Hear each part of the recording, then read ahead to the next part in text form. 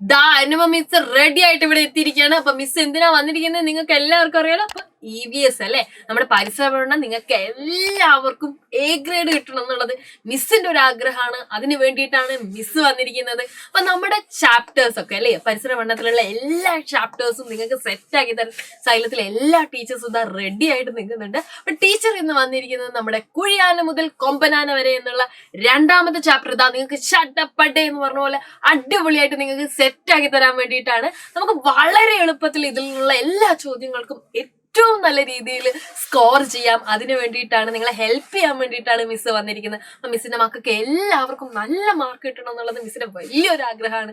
അതിനു വേണ്ടിയിട്ട് നിങ്ങൾക്ക് ഈ ഒരു ചാപ്റ്റർ മണി പോലെ അല്ലെ, ഏത് ഉറക്കത് നിങ്ങളോട് ചോദിച്ചു കഴിഞ്ഞാലും നിങ്ങൾക്ക് അടിപൊളിയായിട്ട് എഴുതാൻ പറ്റുന്ന രീതിയിൽ സെറ്റാക്കി തരാനാണ് മിസ് വന്നിരിക്കുന്നത്. അപ്പൊ മിസ്സിന്റെ കുഞ്ഞുമക്കൾ എല്ലാവരും എന്ത് ചെയ്യണം, ഈ വീഡിയോ മുഴുവൻ കാണണം അല്ലെ. മുഴുവൻ വീഡിയോ കണ്ടാൽ തന്നെ നിങ്ങൾക്ക് ഏകദേശം ഇതിൽ എന്തൊക്കെയാണ് പഠിക്കേണ്ടത്, എന്തൊക്കെ ചോദ്യങ്ങൾ നിങ്ങളോട് ചോദിക്കുന്നുള്ള കാര്യങ്ങളൊക്കെ നിങ്ങൾക്ക് ഉറപ്പായിട്ട് മനസ്സിലാവും. അപ്പൊ ടീച്ചർ നേരെ വീഡിയോയിലേക്ക് കിടക്കുകയാണ്. നമ്മുടെ പരീക്ഷയിലെ എത്തിപ്പോയിട്ടുണ്ട് അല്ലെ. അപ്പൊ നമുക്ക് എന്ത് ചെയ്യണം, ഇതൊക്കെ ഒന്ന് റിവൈസ് ചെയ്യണ്ടേ, പഠിച്ചതൊക്കെ റിവൈസ് ചെയ്യണ്ടേ. അപ്പൊ ടീച്ചർ തുടങ്ങുകയാണ് കേട്ടോ. അപ്പൊ നിങ്ങളെല്ലാവരും വിന്നേഴ്സ് ആവണം, അതിനു വേണ്ടിയിട്ടാണ് മിസ് വന്നിരിക്കുന്നത്. അപ്പൊ എന്റെ കൂടെ എല്ലാവരും മക്കളൊക്കെ എന്ത് ചെയ്യുക, ഈ വീഡിയോ കഴിയുന്നവരെ ശ്രദ്ധിച്ചിരിക്കുക അല്ലെ. ഒരു നല്ല രീതിയിൽ തന്നെ എന്ത് ചെയ്യുക, നന്നായിട്ട് ശ്രദ്ധിച്ചിരിക്കുക ബോയ്സ് ആൻഡ് ഗേൾസ്. അപ്പൊ അടിപൊളിയായിട്ട് നമ്മൾ എന്ത് ചെയ്യും, ഈ ഒരു ചാപ്റ്റർ പഠിച്ചെടുക്കും കേട്ടോ. അപ്പൊ നമുക്ക് നോക്കാം നമ്മുടെ ചാപ്റ്റർ കുഴിയാന മുതൽ കൊമ്പനാന വരെ അല്ലെ. അടിപൊളി ഒരു ചാപ്റ്റർ ആണ്. നിങ്ങളുടെ ചുറ്റുപാടുള്ള കാര്യങ്ങളൊക്കെ നിരീക്ഷിച്ച് എഴുതാൻ വേണ്ടിയിട്ടുള്ള നല്ല മനോഹരമായിട്ടുള്ള ഒരു ചാപ്റ്റർ ആണ്. അപ്പൊ അല്ലെ, നിങ്ങൾക്ക് ഈ ഒരു ചാപ്റ്റർ കാണുമ്പോൾ തന്നെ അറിയാലോ, നല്ല കളർഫുൾ ആയിട്ടാണ് അല്ലേ, ഒരുപാട് ചിത്രങ്ങളൊക്കെ ആയിട്ടാണ് ഈ ചാപ്റ്റർ കൊടുത്തിരിക്കുന്നത്. നോക്കിയേ, നിങ്ങൾ ഈ ചിത്രത്തിൽ നിങ്ങൾ ഒരുപാട് ആനിമൽസിനെ കാണുന്നുണ്ട് അല്ലെ, ഒരുപാട് മൃഗങ്ങളെ നമ്മൾ കാണുന്നുണ്ട്. അപ്പൊ നമ്മുടെ ചുറ്റുപാടും നോക്കിയാൽ തന്നെ നമുക്കറിയാം, നമ്മൾ പല തരത്തിലുള്ള മൃഗങ്ങളെ കാണുന്നുണ്ട് അല്ലെ. എന്തൊക്കെ മൃഗങ്ങളെ ആയിരിക്കും നമ്മൾ കാണുന്നത്, ഒരു കുഞ്ഞൻ ഉറുമ്പ് മുതൽ ഒരു കൊമ്പൻ ആന വരെ നമ്മൾ കാണും അല്ലെ. ഒരു കുഞ്ഞൻ കുഴിയാന മുതൽ വലിയ എന്താ പറയാ തിമിംഗലൊക്കെ നമ്മുടെ ലോകത്തുണ്ട്. അപ്പൊ ഒരുപാട് തരത്തിലുള്ള ജീവികളെ കൊണ്ട് നിറഞ്ഞിരിക്കുന്നതാണ് അല്ലെ നമ്മുടെ ലോകം. അപ്പൊ നമ്മൾ പല ജീവികളെ, നമുക്ക് എല്ലാ ജീവികളെയും ഒന്നും നമുക്ക് എന്ത് ചെയ്യാൻ പറ്റില്ല, പെട്ടെന്നൊന്നും കാണാൻ വേണ്ടി പറ്റില്ല അല്ലെ. ഇപ്പൊ ഒരു പൂച്ചയെ കാണാന്ന് പറഞ്ഞത് വളരെ എളുപ്പത്തിൽ നമുക്ക് കാണാം അല്ലെ. നമ്മളെ വീട്ടിലൊക്കെ മീനൊക്കെ മുറിക്കുന്ന സമയത്ത് ഈ പൂച്ച ചുറ്റുപാടൊക്കെ ഇങ്ങനെ നടന്നു കളിക്കുന്നത് നിങ്ങൾ കണ്ടിട്ടുണ്ട്. പക്ഷേ അതേസമയം ഒരു സിംഹത്തിനെ നിങ്ങൾക്ക് അതുപോലെ കാണാൻ വേണ്ടി പറ്റുമോ? ഇല്ല അല്ലെ. സിംഹം എവിടെയായിരിക്കും ഉണ്ടാവുക, കാട്ടിലായിരിക്കും ഉണ്ടാവുക അല്ലെ. അതേപോലെ തന്നെ ഇപ്പൊ ഒരു എന്താ പറയാ, ഒരു കുതിരേനെ ഒക്കെ കാണുന്നുണ്ടെന്നുണ്ടെങ്കിൽ നമ്മൾ എന്ത് ചെയ്യണം, ചിലപ്പോൾ നമ്മൾ എന്ത് ചെയ്യണം, വല്ല മൃഗശാലയിലൊക്കെ പോയി നോക്കണം അല്ലെ. എന്നാലേ നമുക്ക് എന്ത് ചെയ്യാൻ വേണ്ടി പറ്റൂ, കുതിരേനെ ഒക്കെ കാണാൻ പറ്റും. അല്ലെങ്കിൽ ഏതെങ്കിലും എന്താ പറയാ നല്ല തണുപ്പുള്ള ഊട്ടിയോ അതുപോലത്തെ ഉള്ള സ്ഥലങ്ങളിലൊക്കെ നോക്കുകയാണെങ്കിൽ കുറെ കുതിരകളെ ചിലപ്പോൾ നിങ്ങൾക്ക് കാണാൻ വേണ്ടി പറ്റും അല്ലെ. അപ്പൊ എല്ലാ സ്ഥലത്തും ഒന്നും എന്ത് ചെയ്യില്ല, എല്ലാ ജീവികളും ഉണ്ടാവുന്നില്ല അല്ലെ. ചില ജീവികൾ കാട്ടിൽ മാത്രമായിരിക്കും ഉണ്ടാവുക, ചില ജീവികളെ നമുക്ക് എന്ത് ചെയ്യാൻ വേണ്ടി പറ്റും, നാട്ടിലൊക്കെ കാണാൻ വേണ്ടി പറ്റും അല്ലെ. അങ്ങനെ കുറെ ജീവികളുണ്ട് അല്ലെ നമ്മുടെ ചുറ്റുപാടും. ചില ജീവികൾക്ക് വെള്ളത്തിൽ മാത്രമായിരിക്കും ജീവിക്കാൻ വേണ്ടി പറ്റുക അല്ലെ. ഇപ്പൊ മീനൊക്കെ ആണെന്നുണ്ടെങ്കിൽ മീനിന് വെള്ളത്തിൽ മാത്രം അല്ലെ ജീവിക്കാൻ വേണ്ടി പറ്റുള്ളൂ. അങ്ങനെ പല തരത്തിലുള്ള ജീവികളെ കൊണ്ട് നിറഞ്ഞതാണ് നമ്മുടെ ലോകം എന്ന് പറയുന്നത്. അപ്പൊ നമ്മൾ എന്ത് ചെയ്യുന്നുണ്ട്, ചില ജീവികളൊക്കെ നമ്മൾ എന്ത് ചെയ്യുന്നുണ്ട്, വളർത്താറുണ്ട് അല്ലെ. നിങ്ങളുടെ വീട്ടിലൊക്കെ ജീവികളെയൊക്കെ വളർത്താറുണ്ടോ? എന്തൊക്കെ ജീവികളെയാണ് നിങ്ങൾ വളർത്താറ്? ടീച്ചറോടൊന്ന് പറഞ്ഞു തരുമോ? നിങ്ങൾ ചിലപ്പോൾ വീട്ടില് കുറേ മീനുകളെ വളർത്തുന്നുണ്ടാവും അല്ലെ. നിങ്ങൾ കുറേ അലങ്കാര മത്സ്യങ്ങളെയൊക്കെ വളർത്തുന്നുണ്ടാവുമല്ലോ അല്ലെ. നല്ല ഇഷ്ടമായിരിക്കും അല്ലെ. ഗപ്പീനെയും ഗോൾഡ് ഫിഷിനെയും ഒക്കെ നിങ്ങൾ വളർത്തുന്നുണ്ടാവും അല്ലെ. വളർത്താറുണ്ട് അല്ലെ, നമ്മളെല്ലാവരും വളർത്താറുണ്ട്. പിന്നെ ഏതൊക്കെ മീനിനെയാണ് നമ്മൾ വളർത്താറ്? പറഞ്ഞേ, നിങ്ങൾ ഏതൊക്കെ മീനിനെ നമ്മൾ വളർത്താറുണ്ട്? പല ടൈപ്പ് അല്ലെ. നമ്മള് മോളി ഫിഷിനൊക്കെ വളർത്താറുണ്ട് അല്ലെ. അതിന് ഇഷ്ടമുള്ള കുറേ മീനുകളെ നമ്മൾ എന്ത് ചെയ്യും, ഏഞ്ചൽ, ഇതൊക്കെ നമ്മൾ വളർത്തുന്ന മീനുകളാണ് അല്ലെ. മീനിനെ മാത്രമാണോ നമ്മൾ വളർത്താറ്? വേറെ എന്തൊക്കെ ജീവികളെ നമ്മൾ വളർത്താറുണ്ട്? നിങ്ങളുടെയൊക്കെ വീട്ടില് പട്ടി ഉണ്ടാവും അല്ലെ, നായേനെ നമ്മൾ വളർത്താറുണ്ട്. നമുക്ക് ഇഷ്ടമാണ് അല്ലെ നായ, നമ്മളെ കൂടെ നായ കളിക്കുകയൊക്കെ ചെയ്യും അല്ലെ. നമ്മുടെ വീട്ടിൽ നല്ല സ്നേഹത്തോടെ നമ്മൾ നായയെ വളർത്താറുണ്ട്. അതേപോലെ നമ്മൾ എന്താ വളർത്താറ്, പൂച്ചക്കുട്ടികളെ വളർത്താറുണ്ട് അല്ലെ. ചെറിയ പൂച്ചക്കുട്ടികളെയൊക്കെ നമ്മൾ വളർത്താറുണ്ട്. അപ്പൊ ഇതൊക്കെ നമ്മൾ എന്തിനാ വളർത്തുന്നത്, നമുക്കൊരു കൗതുകം ഉണ്ട് അല്ലെ, നമുക്കതിന് ഇഷ്ടമാണ്. വെറുതെ നമുക്കതിനെ കാണാൻ വേണ്ടിയിട്ടൊക്കെയാണ് നമ്മൾ എന്ത് ചെയ്യുക, കളിപ്പിക്കാനൊക്കെ വേണ്ടിയിട്ടാണ് നമ്മൾ എന്ത് ചെയ്യുന്നത്, ഇതിനെയൊക്കെ വളർത്തുന്നത്. എന്നാൽ ഇതിനൊന്നും അല്ലാതെ നമ്മൾ ചിലപ്പോൾ പല ആളുകളെയും വളർത്താറുണ്ട് അല്ലെ. ഇപ്പൊ പശുവിനെ നമ്മൾ വളർത്താറുണ്ട്. നമ്മൾ എന്തിനാ പശുവിനെ വളർത്തുന്നത്? നമുക്ക് പാല് കിട്ടാനാണ് അല്ലെ. നിങ്ങളുടെ വീട്ടിലൊക്കെ പാലൊക്കെ കിട്ടാൻ വേണ്ടിയിട്ട് നിങ്ങൾ പശുവിനൊക്കെ വളർത്താറുണ്ടാവും അല്ലെ. പിന്നെ എന്തിനാ നമ്മൾ വളർത്താറ്? ആടിനെ വളർത്തും അല്ലെ. ഇതേപോലെ പാല് കിട്ടാൻ വേണ്ടിയിട്ട് നമ്മൾ എന്ത് ചെയ്യും? ആടിനെ വളർത്താറുണ്ട്. പിന്നെ എന്തിനെയൊക്കെ നമ്മൾ വളർത്താറ്? വേറെ എന്തിനെയൊക്കെ നമ്മൾ വളർത്തും? നമ്മുടെ വീട്ടിൽ കോഴികൾ ഉണ്ടാവാറില്ലേ. കോഴികൾ നമ്മൾ എന്തിനാ വളർത്തുന്നത്? എന്തിനു വേണ്ടിയിട്ടാ? മുട്ടയ്ക്ക് വേണ്ടിയിട്ട് അല്ലെ. നമുക്ക് മുട്ട കിട്ടാൻ വേണ്ടിയിട്ടാണ് നമ്മൾ കോഴികളെ വളർത്താറ്. വേറെ എന്തിനെങ്കിലും നമ്മൾ കോഴിയെ വളർത്താറുണ്ടോ? ഉറപ്പായിട്ടും അല്ലെ. നമുക്ക് ചിക്കൻ എല്ലാവർക്കും ഇഷ്ടമല്ലേ. നല്ല നാടൻ ചിക്കൻ ഒക്കെ കിട്ടണമെന്നുണ്ടെന്നുണ്ടെങ്കിൽ നമ്മൾ എന്ത് ചെയ്യും? വീട്ടിൽ കോഴികളെയൊക്കെ വളർത്തും അല്ലെ. എന്നിട്ട് കുറച്ച് കഴിയുമ്പോൾ നമ്മൾ എന്ത് ചെയ്യും? ആ കോഴീനെ കറി വെച്ച് തിന്നും അല്ലേ. അങ്ങനെ ചെയ്യാറില്ലേ? ചെയ്യാറുണ്ട് അല്ലെ. അപ്പൊ നമ്മൾ കോഴികളെ എന്ത് ചെയ്യുന്നുണ്ട്? വളർത്താറുണ്ട് അല്ലെ. അങ്ങനെ പല ജീവികളെയും നമ്മൾ വളർത്താറുണ്ട്. അപ്പൊ നമ്മൾ ജീവികളെ വളർത്തുന്ന സമയത്ത് നമുക്ക് ചിലപ്പോ ചില ലക്ഷ്യങ്ങളുണ്ടാവും അല്ലെ. ചിലപ്പോൾ നമ്മൾ വെറുതെ നമുക്ക് കൗതുകത്തിനായിരിക്കും നമ്മൾ വളർത്തുന്നത്. ചിലപ്പോൾ നമ്മൾ അതിൽ നിന്ന് മുട്ട കിട്ടാനായിരിക്കും നമ്മൾ വളർത്തുന്നുണ്ടാവുക അല്ലെ. അങ്ങനെ പല രീതിയിലും നമ്മൾ എന്ത് ചെയ്യുന്നുണ്ട്? ജീവികളെ വളർത്താറുണ്ട്. അപ്പൊ നിങ്ങളുടെ ഒന്നാമത്തെ അല്ലേ, നിങ്ങൾ ആദ്യമായിട്ട് നിങ്ങളോട് ചോദിക്കുന്ന സമയത്ത് പലപ്പോഴും എന്താ ചോദിക്കാറ്? ഇത് എക്സാമിന് ചോദിക്കുന്നതാണ്. നമ്മൾ ഏതൊക്കെ ജീവികളെയാണ് മിൽക്കിനും എഗ്ഗിനും മീറ്റിനും പെറ്റൊക്കെ ആയിട്ട് വളർത്താറ് അല്ലെ. പെറ്റ് എന്ന് പറഞ്ഞാൽ നമ്മൾ വളർത്തു മൃഗങ്ങള്. ഇങ്ങനെയൊക്കെ നമ്മൾ ഏതൊക്കെ ജീവികളെയാണ് അല്ലെ, ഏതൊക്കെ ആനിമൽസിനെയാണ് വളർത്താറുള്ളത്. അപ്പൊ നിങ്ങളോട് കുറേ ജീവികളെ തന്നിട്ട് നമ്മളോട് എന്ത് ചെയ്യും? ഫോർ എഗ് അല്ലെ. ഫോർ എഗ് മുട്ടയ്ക്ക് വേണ്ടി നമ്മൾ ആരൊക്കെയാണ് വളർത്താറ്? ഫോർ മീറ്റ് അല്ലെ, ഇറച്ചിക്ക് വേണ്ടിയിട്ട് നമ്മൾ ആരെയാ വളർത്താറ്? ആസ് പെറ്റ് അല്ലെ, നമുക്കൊരു കൗതുകത്തിന് നമുക്ക് ഇഷ്ടത്തോടെ നമ്മൾ വളർത്തുന്ന ആരൊക്കെയായിരിക്കും? മിൽക്കിന് വേണ്ടി വളർത്തുന്ന ആരൊക്കെയായിരിക്കും എന്ന് ചോദിക്കാറുണ്ട്. അപ്പൊ ടീച്ചർക്കുടെ കൂടെ നിങ്ങൾ എല്ലാവരും ഈ കോളം ഫില്ല് ചെയ്യാൻ വരില്ലേ? നമുക്ക് ഫില്ല് ചെയ്ത് നോക്കാം. നമ്മൾ ആരെയൊക്കെയാണ് മിൽക്കിന് വേണ്ടിയിട്ട് വളർത്താറ്? നമ്മൾ ആരൊക്കെയാണ് മിൽക്കിന് വേണ്ടിയിട്ട് വളർത്താറ്? നമുക്ക് നോക്കാം അല്ലെ. ആരൊക്കെയാണ് നമ്മൾ വളർത്താറ്? നമ്മള് കൗവിനെ വളർത്താറുണ്ട് അല്ലെ. കൗവിനെ നമ്മൾ വളർത്താറുണ്ട്. പിന്നെ നമ്മൾ എന്തൊക്കെ വളർത്താറുണ്ട്? വേറെ ആരെയും നമ്മൾ വളർത്താറ്? ഗോട്ടിനെ വളർത്താറുണ്ട് അല്ലെ. ഗോട്ടിനെ നമ്മൾ വളർത്താറുണ്ട്. ബാക്കി ആരൊക്കെയാന്നുള്ളത് മക്കള് ഇവിടെ എഴുതുമല്ലോ, ടീച്ചറുടെ കൂടെ എഴുതുമല്ലോ, എഴുതണം കേട്ടോ. അതേപോലെ തന്നെ എഗ്ഗിന് വേണ്ടിയിട്ട് ഹെന്നിനെ വളർത്താറുണ്ട് അല്ലെ. ഹെന്നിനെ നമ്മൾ വളർത്താറുണ്ട്. വേറെ ആരെയും നമ്മൾ വളർത്താറ്? ഹെന്നിനെ അല്ലാതെ നമ്മൾ ആരെങ്കിലും ഡക്കിനെ വളർത്താറുണ്ട് അല്ലെ. താറാവിനെ നമ്മൾ വളർത്താറില്ലേ.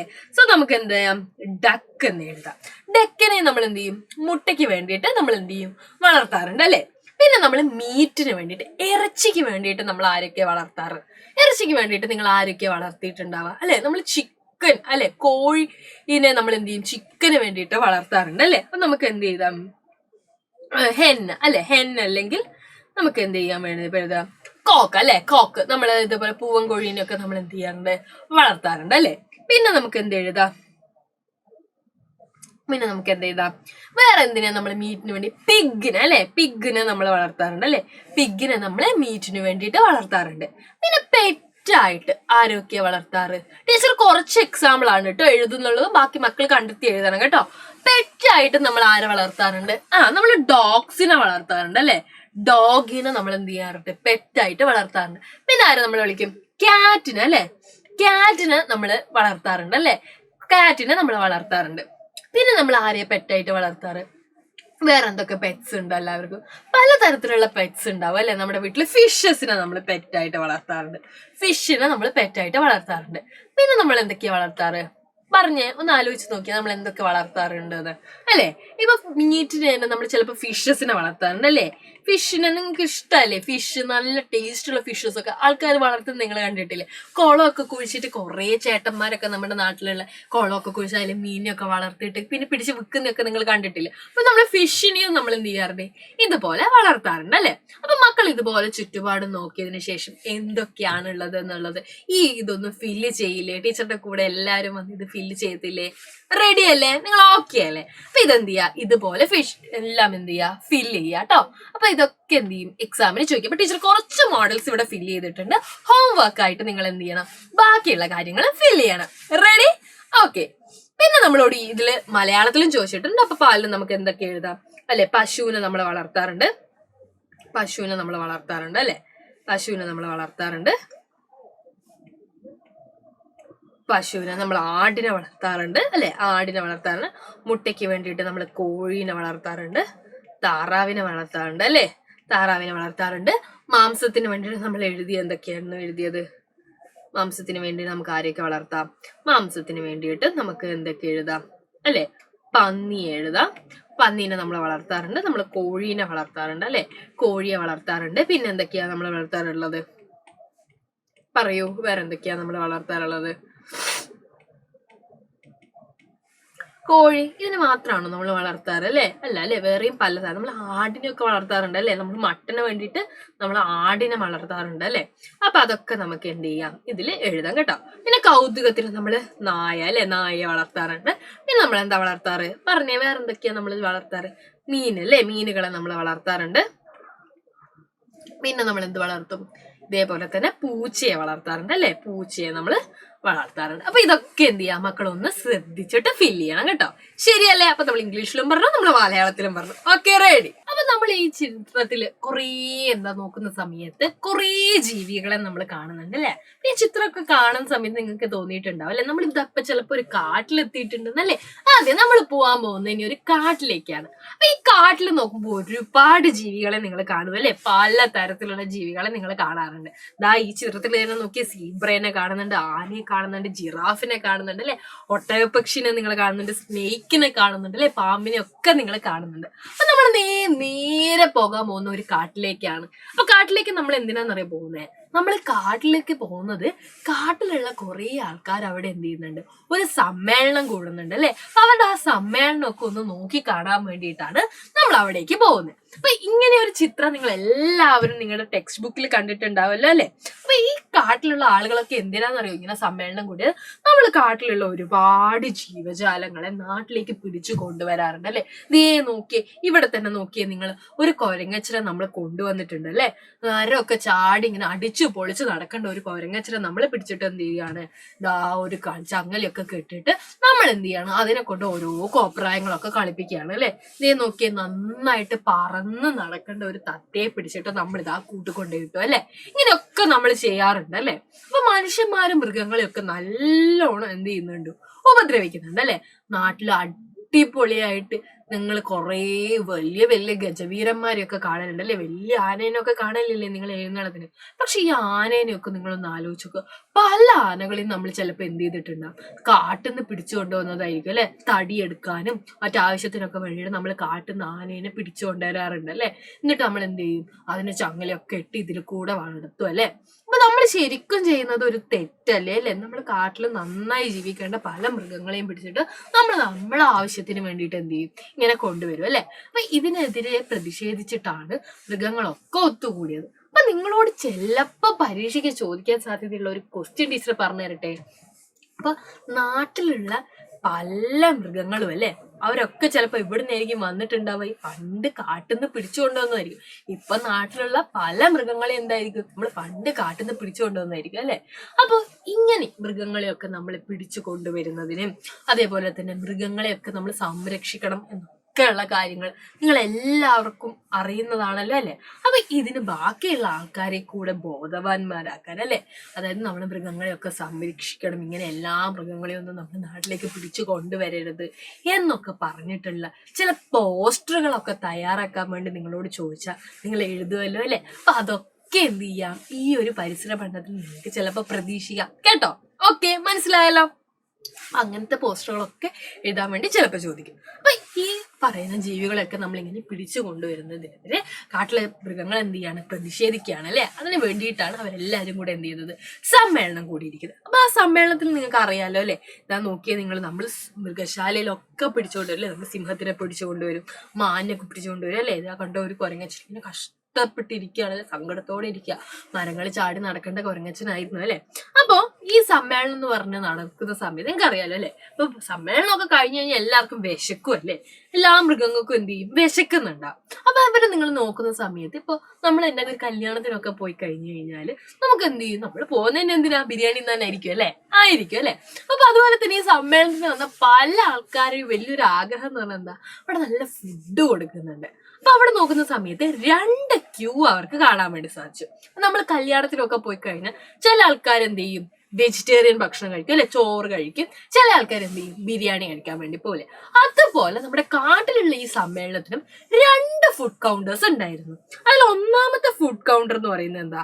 സസ്യാഹാരം അല്ലെ, വെജിറ്റേറിയൻസ് ആയിട്ടുള്ള ആനിമൽസിനുള്ളത്. അപ്പൊ നമ്മൾ വെജിറ്റേറിയൻസ് എന്നാണോ ആനിമൽസിനെ പറയാ അല്ലെ? അപ്പൊ പച്ചക്കറികൾ, അതേപോലെ തന്നെ ഗ്രാസ്, ഇതൊക്കെ ആയിരിക്കും അല്ലെ പല മൃഗങ്ങളും കഴിക്കുന്നുണ്ടാവുക.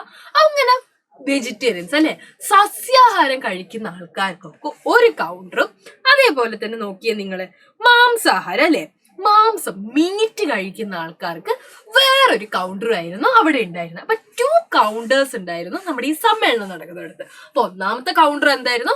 അവിടുത്തെ ആനിമൽസ് ഒക്കെ എന്താണ്?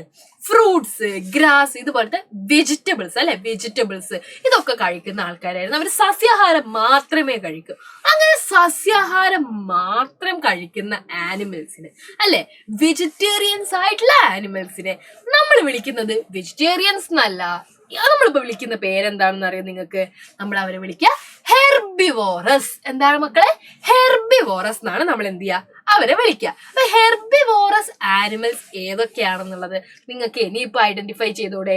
ആരൊക്കെ ഹെർബിവോറസ്? ദാ നിൽക്കുന്നു ഒരു കുതിര അല്ലെ, ദാ ഒരു കുതിര നിൽക്കുന്നു, ഒരു നമ്മുടെ പശുക്കുട്ടൻ നിൽക്കുന്നുണ്ട് അല്ലെ, ഒരു പശുക്കുട്ടൻ നിൽക്കുന്നുണ്ട്, അതേപോലെ തന്നെ മുയലുണ്ട്, അതേപോലെ തന്നെ മാനുണ്ട് അല്ലെ. അപ്പൊ ഇവരുടെയൊക്കെ പ്രത്യേകത എന്താണ്? ഇവരുടെയൊക്കെ പ്രത്യേകത എന്താണ്? ദേ ഓൺലി ഈറ്റ് അല്ലെ, അവർ only eat vegetables, plants, flowers, fruits, nut, grass, even wood അല്ലെ, മരക്കഷ്ണം വരെ ചിലപ്പോൾ എന്ത് ചെയ്യും അവരെത്തുന്നു. അങ്ങനെ വെജിറ്റബിൾസ് അല്ലെ, വെജിറ്റേറിയൻസ് ആയിട്ടുള്ള ആൾക്കാരെ നമ്മൾ വിളിക്കുന്ന പേരാണ് എന്ത്? Herbivorous animals. എന്താണ്? ഹെർബിവോറസ് ആനിമൽസ് അല്ലെ. നമ്മള് സസ്യാഹാരി ആയിട്ടുള്ള ആനിമൽസ് ആണ് അവരൊക്കെ അല്ലെ, സസ്യാഹാരികളെയാണ് നമ്മൾ പരിചയപ്പെടുന്നത്. ക്ലിയർ ആണല്ലോ? അപ്പൊ ഒന്നാമത്തെ കൗണ്ടറിലുള്ള ആൾക്കാരെ നമ്മൾ വിളിക്കുന്നതാണ് ഹെർബിവോറസ് അഥവാ സസ്യാഹാരികൾ. നമുക്ക് അവരെന്ത് വിളിക്കാം? സസ്യബുക്കുകൾ എന്ന് വിളിക്കാം കേട്ടോ. എന്താ നമുക്ക് അവരെ വിളിക്കാൻ പറ്റുക? സസ്യബുക്കുകൾ. എന്താ വിളിക്കുക? സസ്യബുക്കുകൾ. അപ്പൊ സസ്യബുക്കുകൾ ആരൊക്കെയാന്ന് പരീക്ഷയ്ക്ക് ചോദിക്കുമല്ലോ. ആരൊക്കെ നമുക്ക് എഴുതാം? നമുക്ക് ആനയെ എഴുതാം അല്ലെ, പശുവിനെ എഴുതാം, കുതിരയെ എഴുതാം അല്ലെ, മുയൽ കുഞ്ഞിനെ എഴുതാം, എല്ലാവരും നമുക്ക് എഴുതാം. അപ്പൊ ഉദാഹരണം ആരൊക്കെയാന്നുള്ളത് പഠിച്ചു വെക്കുമല്ലോ അല്ലെ. എക്സാമ്പിൾസ് മറക്കാതെ പഠിച്ചു വെക്കണം കേട്ടോ. റെഡി? റെഡി. ഇനി അടുത്ത കൗണ്ടർ ഏതാ? അടുത്ത കൗണ്ടർ ഏതാ? അടുത്ത കൗണ്ടർ എന്ന് പറയുന്നത് നമ്മൾ എക്സ്ക്ലൂസീവ്ലി അല്ലെ ആർക്ക് വേണ്ടിയിട്ടുള്ള കൗണ്ടർ ആയിരുന്നു? മാംസാഹാരം മാത്രം കഴിക്കുന്ന ആൾക്കാരാ അല്ലെ. ദാ നോക്കി അവിടെ ആരാ സെർവ് ചെയ്യുന്നതെന്ന്? അവിടെ സെർവ് ചെയ്യുന്നത് ഒരു മുതലയാണ് അല്ലെ, ഒരു മുതലയാണ് അവിടെ സെർവ് ചെയ്യുന്നത്. ആരൊക്കെ ആ ക്യൂവിൽ ഉണ്ടായിരുന്നേ? ദാ ഒരു പുലി, ഒരു പുള്ളിപ്പുലി അല്ലെ, ഒരു സിംഹം, അങ്ങനത്തെ കുറെ ആളുകളാണ് അല്ലെ. ഫോക്സ്, വുൾഫ്, അങ്ങനത്തെ ആൾക്കാരൊക്കെയാണ് ഇതിലുള്ളത്. അപ്പൊ ഇവരുടെ ഒരു പ്രത്യേകത എന്ത്? ഇവര് മീറ്റ് മാത്രമേ കഴിക്കൂ അല്ലെ, ഇവര് ഇറച്ചി മാത്രമേ കഴിക്കുള്ളൂ. അപ്പൊ ഇറച്ചി മാത്രം കഴിക്കുന്ന, മീറ്റ് മാത്രം കഴിക്കുന്ന ആൾക്കാരെ നമുക്കൊരു പ്രത്യേക പേരിട്ട് വിളിക്കാലോ. അവരെ നമ്മൾ വിളിക്കുന്നതാണ് കാർണിവോറസ്. എന്താ വിളിക്കുക അവരെ? നമ്മള് കാർണിവോറസ് എന്നാ വിളിക്കുക. അതായത് അവരെന്ത് മാത്രമേ കഴിക്കുള്ളൂ? മീറ്റ് മാത്രമേ കഴിക്കുള്ളൂ, ഇറച്ചി മാത്രമേ കഴിക്കുള്ളൂ. അപ്പൊ നമ്മുടെ കൗണ്ടർ നമ്പർ 2 ആൾക്കാർ ആരൊക്കെയാണ്? നമ്മുടെ മീറ്റ് മാത്രം അല്ലെ, മാംസം മാത്രം കഴിക്കുന്ന ആൾക്കാരായിരുന്നു. ആരൊക്കെയായിരുന്നു ഉണ്ടായിരുന്നത്? ദാ ഒരു ടൈഗർ ഉണ്ട് അല്ലെ, ഒരു ടൈഗർ ഉണ്ട്, ദാ ഒരു ഫോക്സ് ഉണ്ട് അല്ലെ, ഫോക്സ് ഉണ്ടാവും, വുൾഫ് അല്ലെ, ചെന്നായ ഉണ്ടാവും, പിന്നെ ആരതാ ഒരു ലയൺ ഉണ്ട് അല്ലെ, ഒരു ലയൺ ഉണ്ട്, ഒരു ക്രൊക്കോഡൈൽ ഉണ്ട് അല്ലെ, ഒരു ക്രൊക്കോഡൈൽ, ഒരു മുതലയുണ്ട് അല്ലെ. അങ്ങനെ കുറെ ആൾക്കാരെ നമുക്ക് എന്ത് ചെയ്യാൻ വേണ്ടി പറ്റും? ഈ ഒരു ടീമിൽ കാണാൻ വേണ്ടി പറ്റും. സോ നമുക്ക് എന്ത് പറയാം? മീറ്റ് അല്ലെ, മീറ്റ് ഈറ്റിംഗ് മാൻ അല്ലെ, meat eating animals are known as carnivorous. എന്താണ്? Meat eating animals are known as carnivorous അല്ലെ. അവർക്ക് കാർന്നതൊന്നും ആലോചിച്ചാൽ മതി. അപ്പൊ നമുക്ക് അവരെന്ത് പറയാം? കാർണിവോറസ് എന്ന് പറയാം. അപ്പൊ നിങ്ങൾ ഈ കാർണിവോറസിനെ ശ്രദ്ധിച്ചു നോക്കിയെന്ന് അറിയാലേ, അവർക്ക് നല്ല കൂർത്ത പല്ലായിരിക്കും അല്ലേ ഉണ്ടാവുക, പിന്നെ വലിയ നഖങ്ങളൊക്കെ ഉണ്ടാവും അല്ലെ. എന്തിനാ അവർക്ക് കൂർത്ത പല്ലും നഖമൊക്കെ? അവർക്ക് എന്ത് ചെയ്യണം? ഇങ്ങനെ കടിച്ചു മുറിച്ച് തിന്നണ്ടല്ലേ. അവര് വേറെ ജീവികളെയൊക്കെയാണ് എന്ത് ചെയ്യുക? കഴിക്കുക അല്ലെ. അപ്പൊ അതിനൊക്കെ പിടിച്ച് കഴിക്കാൻ വേണ്ടിയിട്ട് അവർക്ക് നല്ല കൂർത്ത പല്ലൊക്കെ വേണ്ടേ. അപ്പൊ എപ്പോഴും നിങ്ങൾ നോക്കിയാൽ അറിയാം കാർണിവോറസിന് നല്ല കൂർത്ത പല്ലൊക്കെ ഉണ്ടാവും അല്ലെ. ടൈഗറിനെയൊക്കെ നോക്കിയാൽ നിങ്ങൾക്ക് അറിയില്ലേ, വലിയ പല്ലൊക്കെ ഉണ്ടാവും അല്ലെ. നമ്മളെ ടൈഗറിനൊക്കെ നോക്കിയ ടൈഗർ, ലെപ്പേർഡ് അല്ലെ. ഇതാണ് ഏറ്റവും വലിയ മീറ്റ് അല്ലെ, കരയിലെ ഏറ്റവും വലിയ മീറ്റ് ഈറ്റിംഗ് ആനിമലിനെ നിങ്ങൾക്ക് കാണോ? കരയിലെ ഏറ്റവും വലിയ മീറ്റ് ഈറ്റിംഗ് ആനിമൽ ആണ് ദാ ഇവിടെ കിടക്കുന്ന ധ്രുവക്കരടി. ഓക്കെ, നമ്മുടെ പോളാർ ബിയർ അല്ലെ, കരയിലെ ഏറ്റവും വലിയ മാംസ ബുക്കാണ് പോളാർ ബിയർ. അപ്പം നമ്മൾ ഈ മാംസാഹാരം മാത്രം കഴിക്കുന്ന ആൾക്കാരെ നമുക്ക് എന്ത് വിളിക്കാം? മാംസ ബുക്കുകൾ അല്ലെ, മാംസ ബുക്കുകൾ എന്ന് വിളിക്കാം. ഓക്കെ, അപ്പൊ ടീച്ചർ അവിടെ കുറെ മാംസ ബുക്കുകളെ കൊടുത്തിട്ടുണ്ടല്ലോ. അപ്പൊ പരീക്ഷയ്ക്ക് ചോദിക്കുമ്പോൾ എടുത്തെഴുതാൻ വേണ്ടി പറ്റുമല്ലോ അല്ലെ, തരംതിരിക്കാനൊക്കെ ചോദിക്കും കേട്ടോ. അപ്പൊ എടുത്തെഴുതണം കേട്ടോ. മാംസ ബുക്ക് എന്ന് പറഞ്ഞാൽ എന്താ? അവര് മാംസാഹാരം മാത്രമേ ആയിരിക്കും എന്ത് ചെയ്യുള്ളൂ, കഴിക്കുള്ളൂ കേട്ടോ. കൂടുതൽ ഉദാഹരണങ്ങൾ നിങ്ങൾ എന്ത് ചെയ്യണം? കമന്റ് ബോക്സിൽ കണ്ടുപിടിക്കണം കേട്ടോ. റെഡി? ഓക്കെ. അപ്പൊ ഇതാ നിങ്ങൾ അടുത്ത നോക്കിയത്, നിങ്ങൾ ഇവിടെ നിങ്ങൾക്ക് ഓംനിവോറസ് മാമൽസിനെ കാണും. എന്താ ഈ ഓംനിവോറസ് മാമൽസ് എന്താന്ന് മനസ്സിലായോ മക്കളെ? അതായത് നമ്മളിപ്പോ നേരത്തെ പറഞ്ഞ കൗണ്ടർ നമ്പറിലുള്ള ആൾക്കാര് സസ്യാഹാരം മാത്രമേ കഴിക്കുള്ളൂ. കൗണ്ടർ നമ്പർ 2ലുള്ള ആൾക്കാര് മാംസാഹാരം മാത്രമേ കഴിക്കുള്ളൂ. എന്നാല് നമുക്ക് എന്ത് ചെയ്യാം? മാംസാഹാരവും കഴിക്കാൻ പറ്റും, സസ്യാഹാരവും കഴിക്കാൻ പറ്റും. അങ്ങനത്തെ ആൾക്കാരില്ലേ? ഇപ്പൊ നിങ്ങൾ എന്നാ നോക്കിയേ, നിങ്ങൾ എന്ത് ചെയ്യും? നിങ്ങൾ വേണമെന്നുണ്ടെങ്കിൽ ചോറും കറിയും ഒക്കെ കഴിക്കുകയും ചെയ്യും. കൂടെ വേണമെന്നുണ്ടെങ്കിൽ എന്ത് ചെയ്യും? നല്ല ചിക്കൻ കറിയും മട്ടൻ കറിയും ഒക്കെ നിങ്ങൾ കഴിക്കും അല്ലെ. അതെന്താ? നമുക്ക് രണ്ടും കഴിക്കാൻ വേണ്ടി പറ്റും. അപ്പൊ സസ്യാഹാരവും നമ്മൾ കഴിക്കും, മാംസാഹാരവും നമ്മൾ കഴിക്കും. അങ്ങനെ സസ്യാഹാരവും മാംസാഹാരവും ഒരുമിച്ച് കഴിക്കുന്ന ആൾക്കാരെയാണ് നമ്മൾ എന്ത് പറയാ? ഓംനിവോറസ് ആനിമൽസ് എന്ന് പറയാ. എന്താ പറയാ? ഓംനിവോറസ് അല്ലെ, രണ്ടും കഴിക്കുന്ന ആൾക്കാരെയാണ് നമ്മൾ ഓംനിവോറസ് എന്ന് പറയാ. മലയാളത്തിൽ നമുക്ക് അവരെ എന്ത് വിളിക്കാം? മിശ്രാഹാരികൾ എന്ന് വിളിക്കാം. എന്താ വിളിക്കാന്ന് ടീച്ചർ എഴുതി തരട്ടെ നിങ്ങൾക്ക്? മിശ്രാഹാരികൾ.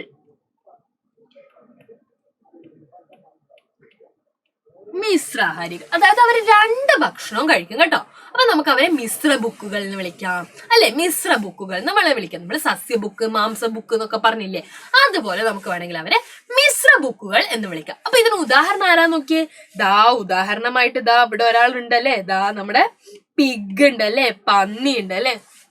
ഇതാരാണ്? മനുഷ്യനാണ് അല്ലെ, ഹ്യൂമൻ ബീങ്സ്. ഹ്യൂമൻസ് എന്ത് ചെയ്യും? ഇത് കഴിക്കും. ഇനി ഇതാരാണ്? ബിയർ അല്ലെ. ബിയർ എന്ന് ചിലപ്പോ എന്ത് ചെയ്യും? ചില ജീവികളെയും കഴിക്കും. ചിലപ്പോ തേനൊക്കെ കുടിക്കുന്നത് നിങ്ങൾ കേട്ടിട്ടില്ലേ? തേനൊക്കെ കുടിക്കുന്നത് കേട്ടിട്ടില്ലേ? അവർക്ക് വേണമെങ്കിൽ എന്ത് ചെയ്യാം? തേനും കുടിക്കാൻ വേണ്ടി പറ്റും. അങ്ങനെ സസ്യാഹാരവും മാംസാഹാരവും ഒക്കെ കഴിക്കുന്ന ആൾക്കാരെയാണ് നമ്മൾ എന്ത് വിളിക്കുക? ഓംനിവോറസ് ആനിമൽസ് അഥവാ മിശ്ര ബുക്കുകൾ എന്ന് വിളിക്കുക. പരീക്ഷയ്ക്ക് എന്തായാലും ചോദിക്കാൻ സാധ്യതയുള്ള ഒരു ചോദ്യമാണ്. പഠിച്ചു വെച്ചോ, ഇപ്പൊ തന്നെ പഠിച്ചു വെച്ചോ. അതായത് സസ്യ ബുക്കുകൾ എന്താ, മിശ്ര ബുക്കുകൾ എന്താ, ഓക്കെ, എല്ലാം നമ്മൾ എന്ത് ചെയ്തു? ഇപ്പൊ തന്നെ അങ്ങോട്ട് പഠിച്ചു. റെഡി? എല്ലാവർക്കും മനസ്സിലായല്ലോ. അപ്പൊ ഇനി നമ്മൾ പഠിക്കാൻ വേണ്ടി പോകുന്നത്, ഇപ്പൊ നമ്മൾ എല്ലാ മൃഗങ്ങളും സസ്യ ബുക്കാണോ മാംസ ബുക്കാണോ ഒക്കെ നമ്മൾ പഠിച്ചല്ലേ. ഇനി നമ്മൾ നോക്കാൻ വേണ്ടി പോകുന്നത് എന്താണെന്നറിയോ? ഇവരെങ്ങനെയൊക്കെയാണ് ജീവികളെ പിടിക്കുന്നതെന്നല്ലേ. ഇവരെങ്ങനെയൊക്കെയാണ് ഇവരുടെ ഭക്ഷണം അല്ലെ കണ്ടെത്തുന്നത്. ഇതൊക്കെയാണ് നമ്മൾ ഇനി പഠിക്കാൻ വേണ്ടി പോകുന്നത്. അപ്പൊ നമുക്ക് നോക്കാലോ.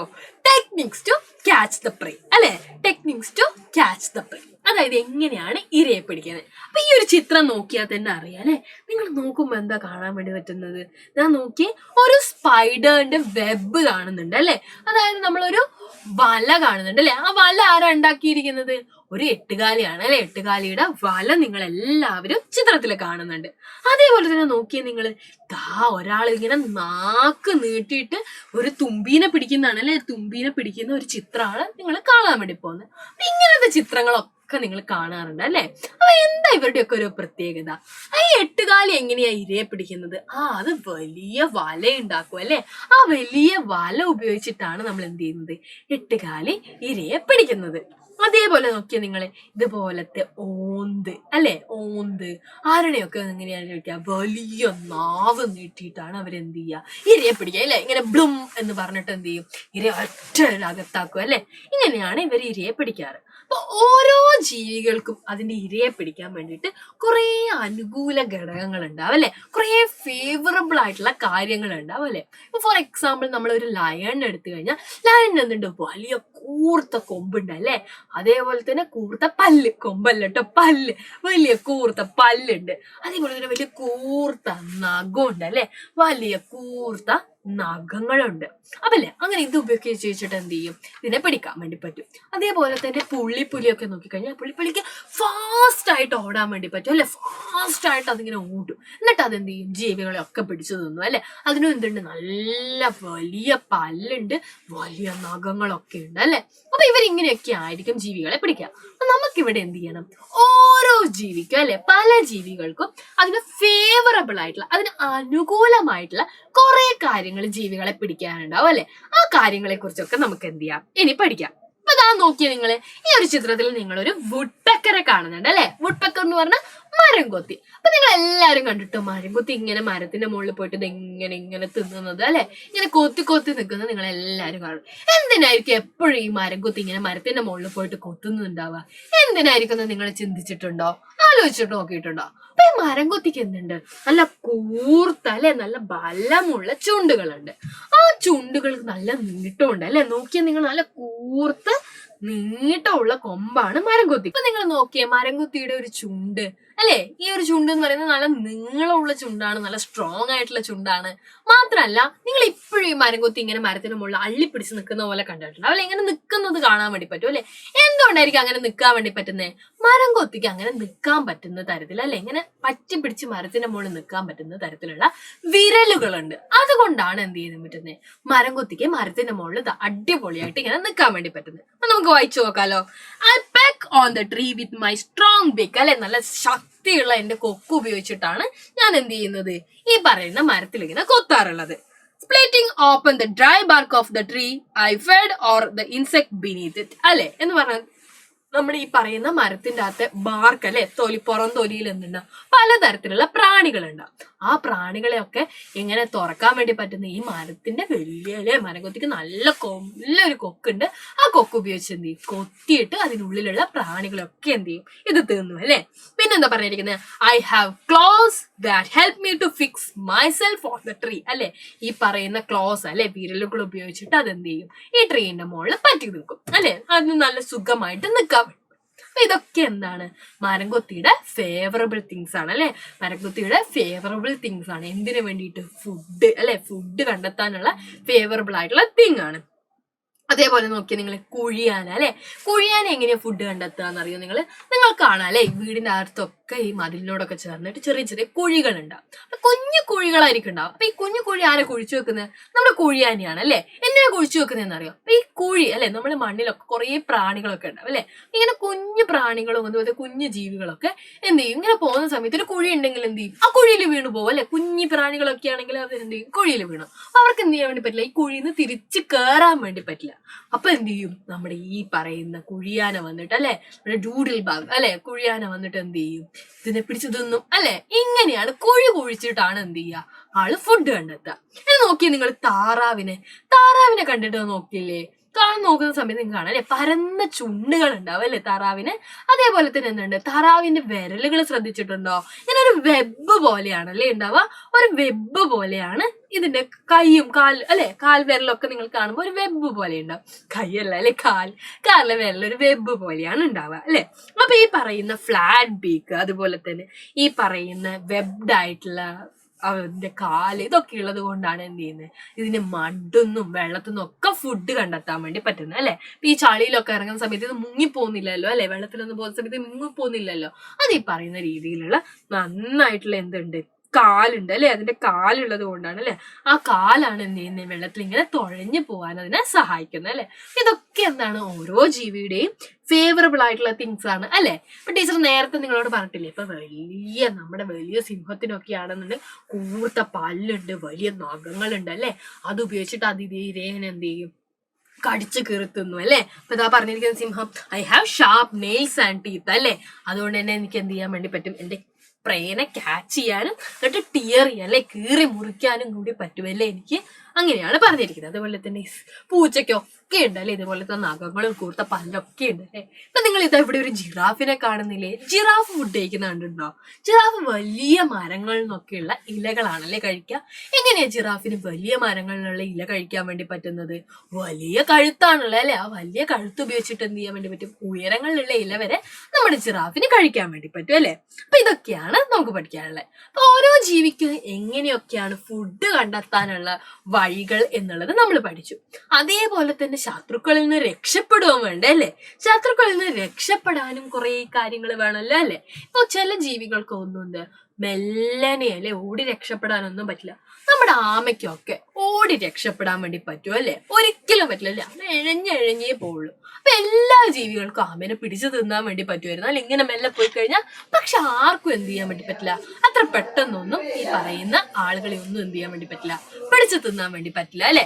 എന്തുകൊണ്ടാ? അമ്മയുടെ പുറത്ത് കട്ടിയുള്ള ഒരു തോലുണ്ട് അല്ലെ, കട്ടിയുള്ള ഒരു തോലുണ്ട്. അതായത് നമ്മൾ എന്ത് ചെയ്യും, ആമ ഈ കട്ടിയുള്ള തോടിൻ്റെ ഉള്ളിൽ അല്ലെ, തോടിനുള്ളിൽ പോയിട്ട് ഒളിച്ചിരിക്കും. അപ്പൊ എന്ത് ചെയ്യാൻ വേണ്ടി പറ്റില്ല, ആർക്കും ആമേനെ പിടിക്കാൻ വേണ്ടി പറ്റില്ല അല്ലെ. അപ്പൊ ആമയെ രക്ഷിക്കുന്ന ശരിക്കും ആരാ, അതിന് പുറത്തുള്ള ആ തോടല്ലേ അല്ലെ. ഏതെങ്കിലും ജീവി വരുമ്പോ കൈയും ഇതൊക്കെ തലയൊക്കെ എന്ത് ചെയ്യും, ഈ തോടിനുള്ളിൽ ആമ ഒളിപ്പിച്ചു വെക്കും അല്ലെ. ഇതല്ലേ ടോട്ടോയിസ് എപ്പോഴും ചെയ്യുന്നത്. എന്തിനാ അങ്ങനെ ചെയ്യുന്നത്, അതിനൊരിക്കലും ഫാസ്റ്റ് ആയിട്ട് മൂവ് ചെയ്യാൻ വേണ്ടി പറ്റില്ല അല്ലെ. അതുകൊണ്ട് പകരം എന്ത് ചെയ്യും, ഇതേപോലെ ഒളിച്ചു നിൽക്കും. അതേപോലെ നിങ്ങൾ മുള്ളൻപന്നിയെ നോക്കിയേ.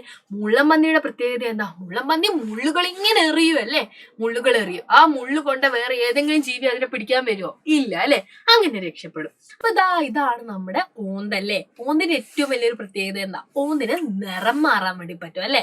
അത് ഏത് സ്ഥലത്താണോ നിൽക്കുന്നത് അതിനനുസരിച്ചുള്ള നിറം മാറാനുള്ള കഴിവ് ആർക്കുണ്ട്, നമ്മുടെ ഓന്തിനുണ്ട് അല്ലെ.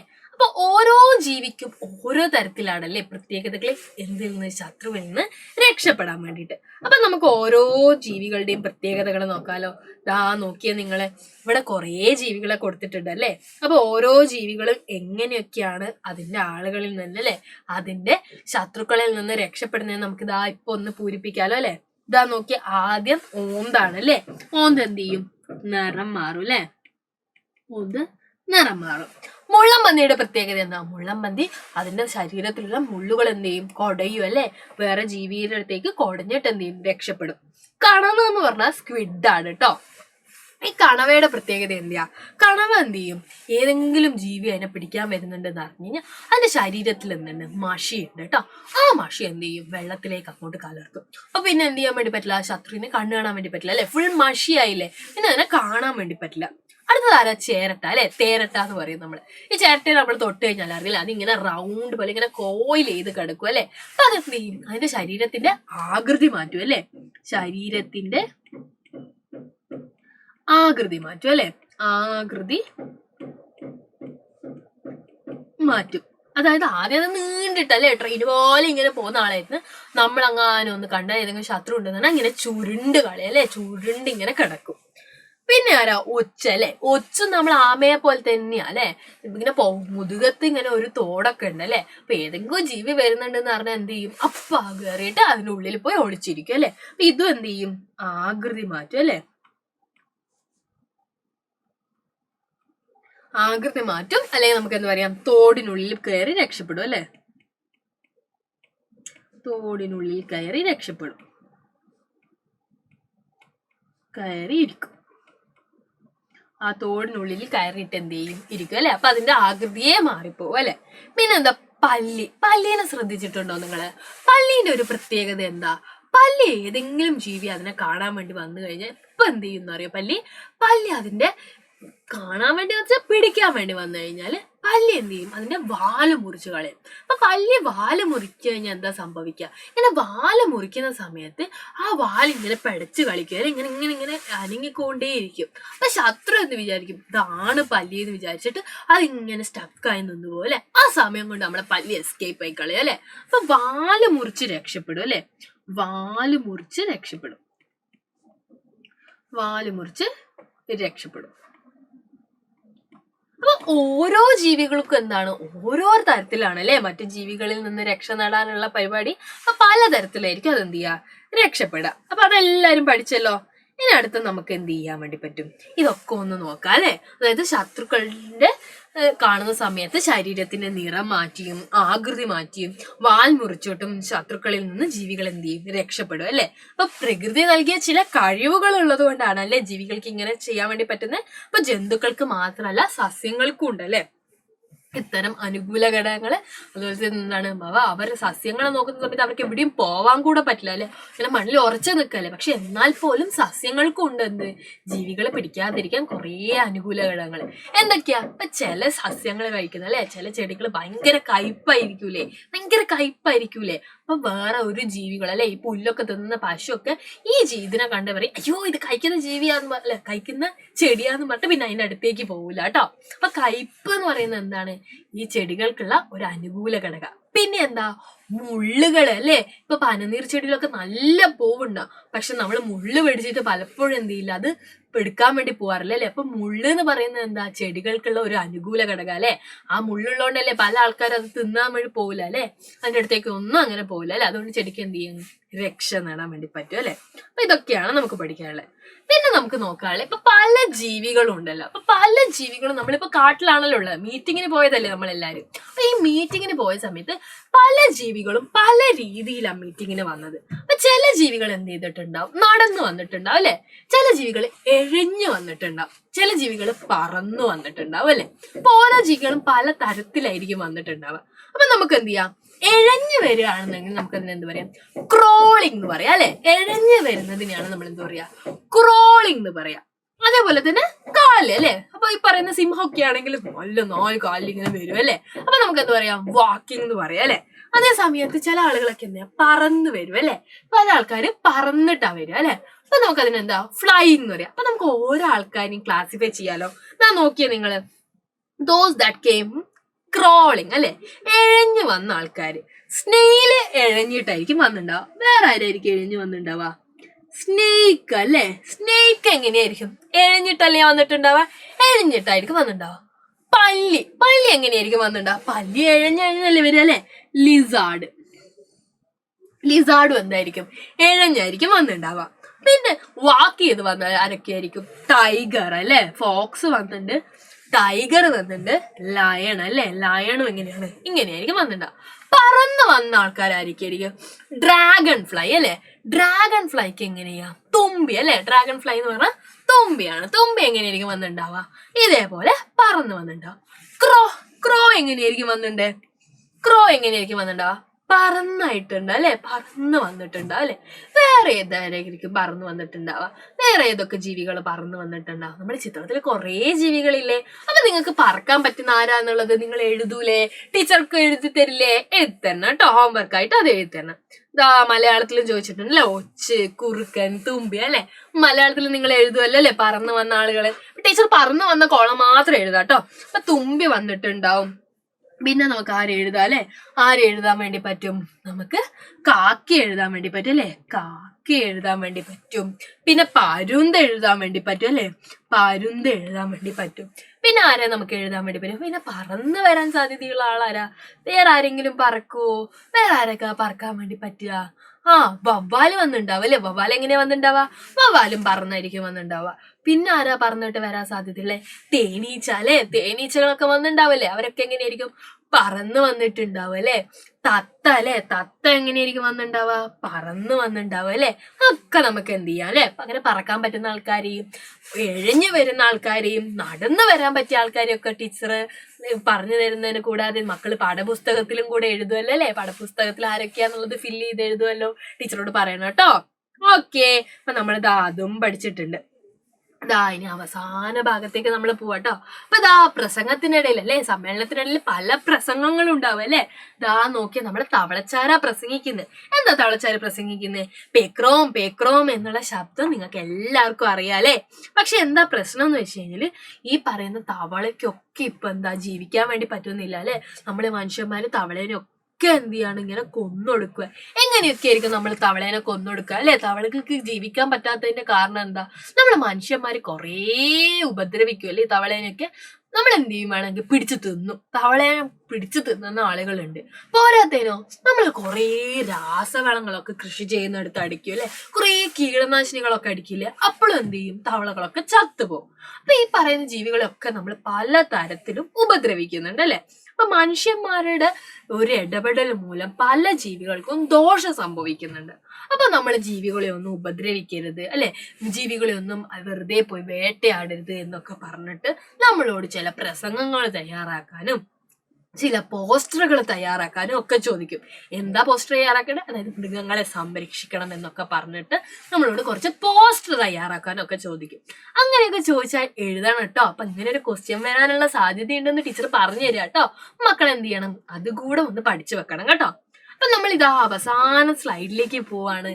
അതായത് നിങ്ങൾക്ക് അറിയാം അല്ലെ, നമുക്ക് നമ്മുടെ ഈ ചുറ്റുപാട് പല തരത്തിലുള്ള അടിപൊളിയായിട്ടുള്ള ജീവികളുണ്ട് അല്ലെ. അപ്പൊ നിങ്ങൾ നോക്കിക്കഴിഞ്ഞാൽ നമ്മൾ ചുറ്റുപാടെന്ന് പറയുമ്പോൾ നമ്മൾ എപ്പോഴും അധികം ആലോചിക്കുക എന്താണ്, ഈ കരയിലാണ് അല്ലെ. പക്ഷേ കരയില് മാത്രമല്ല കുട്ടികളെ, കടലിനടിയിലും നല്ല സുന്ദരമായിട്ടുള്ള കുറേ ജീവജാലങ്ങൾ താമസിക്കുന്നുണ്ട്. നിങ്ങൾക്ക് കടലിലെ പൂന്തോട്ടം എന്താണെന്ന് അറിയോ? കടലിലും പൂന്തോട്ടം ഉണ്ട് അല്ലെ. നമ്മുടെ ഗാർഡൻ ഇൻ ദ സീ അല്ലെ, ഗാർഡൻ ഇൻ ദ സീ, നമ്മുടെ കടലിലുള്ള പൂന്തോട്ടമാണ് പവിഴപ്പുറ്റുകൾ അല്ലെ. കോറൽ റീഫ് എന്ന് ഇംഗ്ലീഷിൽ പറയാം. അപ്പൊ ഈ പവിഴപ്പുറ്റുകൾ എന്ന് പറഞ്ഞാൽ അടിപൊളി ഭംഗിയുള്ള ഒരു സംഭവമാണ് ഈ പവിഴപ്പുറ്റുകൾ. പക്ഷെ മനുഷ്യന്മാർ കടലിലേക്ക് ഒരുപാട് വേസ്റ്റ് ഒക്കെ ഇങ്ങനെ തള്ളുന്നതിന്റെ ഫലമായിട്ട് നമ്മുടെ പവിഴപ്പുറ്റുകളൊക്കെ എന്ത് ചെയ്യാണ്, നശിച്ചു പോകാൻ തുടങ്ങി അല്ലെ. അപ്പൊ മനുഷ്യന്മാരെന്ത് ചെയ്യാണ്, നമ്മുടെ പ്രകൃതിനെ ഇങ്ങനെ ഭയങ്കരമായിട്ട് ഉപദ്രവിക്കുന്നുണ്ട്. അങ്ങനെ ഒന്നും ശരിക്കും ചെയ്യാൻ പാടില്ല അല്ലെ. അപ്പൊ മക്കളാണ് ഇനിയുള്ള ഒരു തലമുറ എന്ന് പറയുന്നത്. അപ്പൊ നിങ്ങളൊരു ജോലി എന്തായിരിക്കണം, നമ്മുടെ പ്രകൃതിയിലെ ജീവജാലങ്ങളെ ഒക്കെ നമ്മൾ എന്ത് ചെയ്യണം, സംരക്ഷിക്കണം അല്ലെ. നമ്മളെ സുഹൃത്തുക്കളല്ലേ അവരൊക്കെ. അപ്പൊ അവരെയും നമ്മൾ എന്ത് ചെയ്യണം, നല്ല രീതിയിൽ സംരക്ഷിക്കണം അല്ലെ. അപ്പൊ ഇതൊക്കെ എന്ത് ചെയ്യണം മക്കൾ ഈ ചാപ്റ്റർ പഠിക്കുമ്പോൾ ഓർത്ത് വെക്കണം കേട്ടോ. അപ്പൊ ഇതുമായിട്ട് ബന്ധപ്പെട്ട പത്രക്കുറിപ്പുകൾ എഴുതാനും പ്രസംഗങ്ങൾ എഴുതാനും അതേപോലെ തന്നെ പോസ്റ്ററുകളൊക്കെ എഴുതാനൊക്കെ ചോദിച്ചാൽ എഴുതുമല്ലോ അല്ലെ. അപ്പൊ അതും കൂടെ എന്ത് ചെയ്യുക, ഈ ഒരു പരിസര പഠനത്തിന് കൂടെ ഒന്ന് എന്ത് ചെയ്യുക, പഠിച്ചു വെക്കുക കേട്ടോ. ഓക്കെ, ഇത്രയേ ഉള്ളൂ ഈ ഒരു ചാപ്റ്റർ. നമ്മൾ അടിച്ച് പൊളിച്ച് ഫുള്ള് ഇപ്പൊ ഇതാ പഠിച്ചിട്ടുണ്ട്. അപ്പൊ എന്ത് ചെയ്യാ, നന്നായിട്ട് ക്ലാസ് കാണാം. എന്നിട്ട് എല്ലാവരും നല്ല A ഗ്രേഡ് ഒക്കെ വാങ്ങിയിട്ട് മിസ്സിനോട് പറഞ്ഞു കേട്ടോ. നന്മ ടീച്ചർ പോട്ടെ എന്നാലേ, ബൈ.